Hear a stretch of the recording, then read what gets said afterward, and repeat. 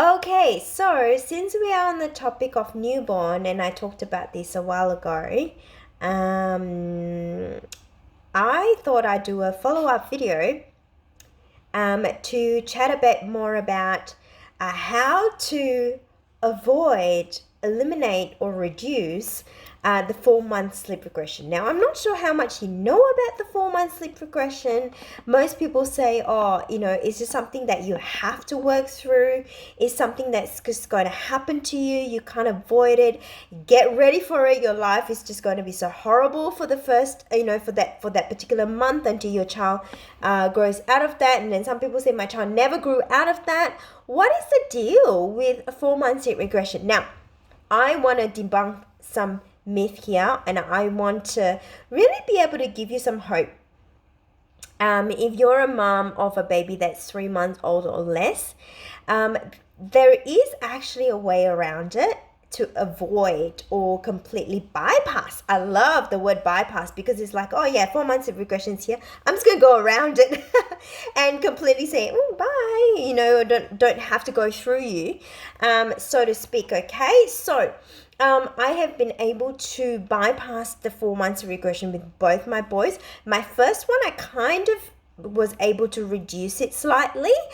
We hit it, and then I quickly got out of that within a couple of days because I didn't know what was coming around, obviously. But with my second one, my second child, my second boy, from about 10 weeks old, he started to take consolidated naps. You know how some people say newborns cat naps are normal? Yes, it is, but then there are also ways that you can completely avoid that by putting in some things in place so that your child takes consolidated naps sooner rather than later. So by about 10 weeks old, my second boy was taking like a 2 hour chunk of sleep. I'll put him down, and literally I would not hear from him until like I looked at the time and I'm like, oh my gosh, I need to go and get him because I need to feed him. So hopefully you've been able to watch my previous talk on newborn training and all the different stages as well, because at that stage I really do talk about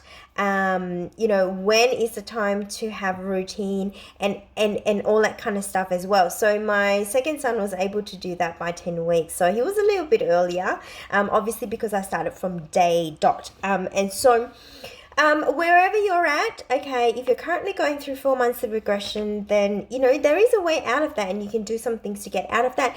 If you are, your baby's 3 months or less, and you've heard about this 4 months of regression, or maybe this is your second or your third child, and you've had a bad experience of 4 months of regression, then you need to listen up.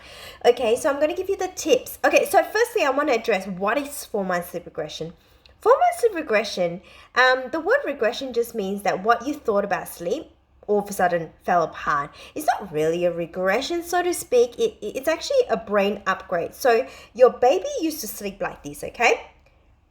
Deep sleep, active sleep, deep sleep, active sleep, wake up, deep sleep, active sleep, deep sleep, active sleep, wake up, that kind of thing, okay?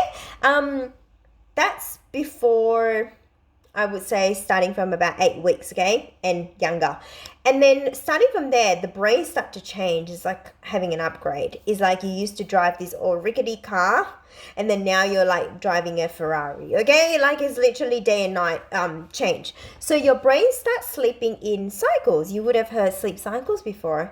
And obviously today is not the day to talk about sleep cycles, but when your child sleeps in sleep cycles, essentially after every 40 minutes, they have to wake up. It's just that's who they are. So what needs to happen is that you need to set your child up so that they either can go back to sleep on their own, or they learn how to go back to sleep on their own.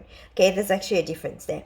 So when your child is newborn, well, really actually your child's under 5 months old, all you need to do, okay, you don't have to teach them how to sleep, please. Okay, if your child is under 5 months old, there is no such thing as behavioral, them being attached to certain things, that the brain doesn't have a capacity to do that. So, actually, I digress a little bit. So what happens with the 4 months of regression is that when your child comes up of a sleep cycle, they obviously have no freaking idea how to put themselves back to sleep, right? Because the way they sleep is different. So for daytime is 40 minutes, nighttime is 2 hourly, because nighttime sleep cycles are a little bit different, where they actually go through 3 of those sleep cycles and they fully wake up. Whereas the daytime ones, they do fully wake up just after one cycle of 40 minutes, okay?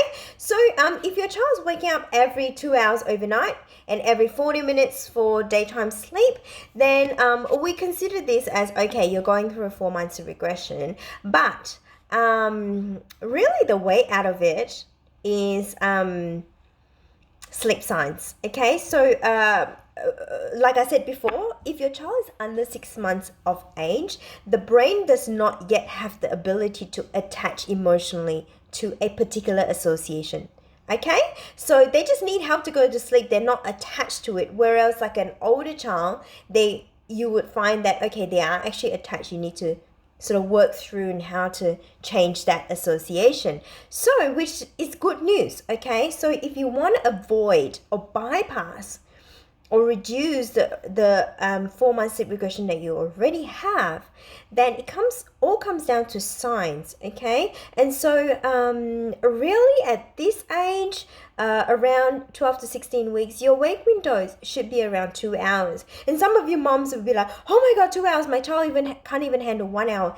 Yeah, because if you're a couch potato, I'm not going to expect you to go run a marathon tomorrow, right? So if you're a couch potato, how about we just get you off the couch and maybe walk around the block 500 meters today, tomorrow 1K, and maybe tomorrow you can start to jog for 500 meters and then walk the rest of the time.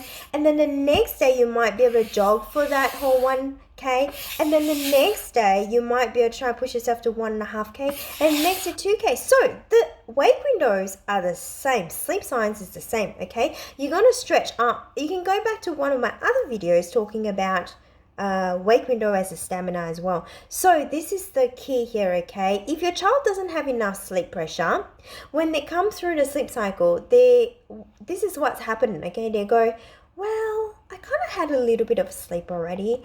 I guess I could wake up. I'm not super tired anymore. I'm just going to call out to my mum. And then call out, and then your mum will take you will take maybe 20 minutes or so, put them back down. That 20 minutes is enough to make them tired again, so they go back down. So the key to bypassing 4 months of progression, all in all, okay, is to actually have a high sleep pressured routine. All right, that's actually really the key. I know. I wish I have a magic key for you, a magic number for you, but no, not really. So if you're right now having an 8-week-old baby or a 6-week-old baby and you're listening to me, then this is great news for you, because if you start now, my gosh, in about 4 weeks' time, your world is going to look so different.